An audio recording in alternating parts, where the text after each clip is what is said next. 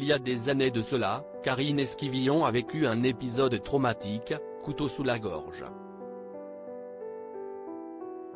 Sa sœur Adélaïde révèle ce drame pour la première fois, dans les colonnes de Paris Match. Michel Pial, le mari de Karine Esquivillon, est passé aux aveux durant sa garde à vue dans la nuit du 15 au 16 juin 2023.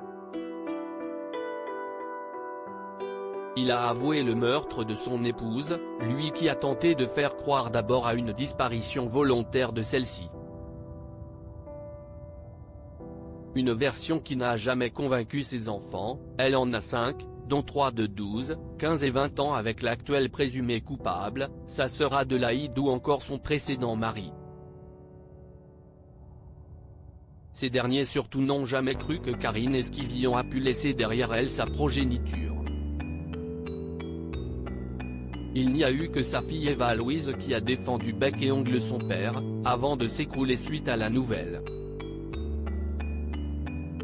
Dans les colonnes de Paris Match, ce jeudi 22 juin, Adélaïde évoque un épisode traumatique de sa sœur, qu'elle révèle pour la première fois.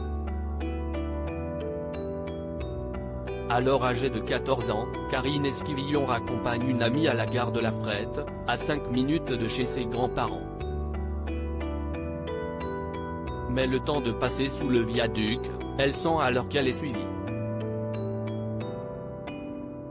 Elle a senti quelqu'un derrière elle, rapporte Adélaïde, sa sœur. Un homme la suivait. Il lui a mis la main sur la bouche et un couteau sous la gorge et lui a dit « Si tu parles, si est fini pour toi ». Karine se débat et va supplier son agresseur. « Je vous donne ma pièce de 5 francs, mais ne me tuez pas », lui lâche-t-elle. Avant que ce dernier ne la viole. 2 mois plus tard, écrivent nos confrères, Karine et sa sœur vont recroiser l'agresseur. Il est en train de se masturber dans la descente allant à la gare.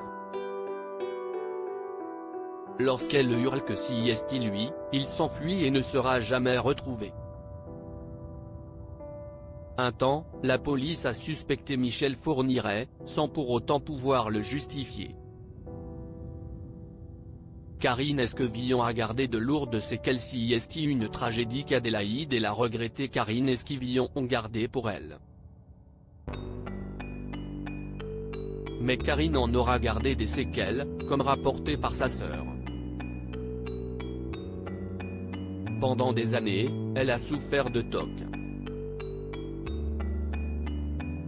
Et n'a jamais cessé d'être craintive, apprend-on.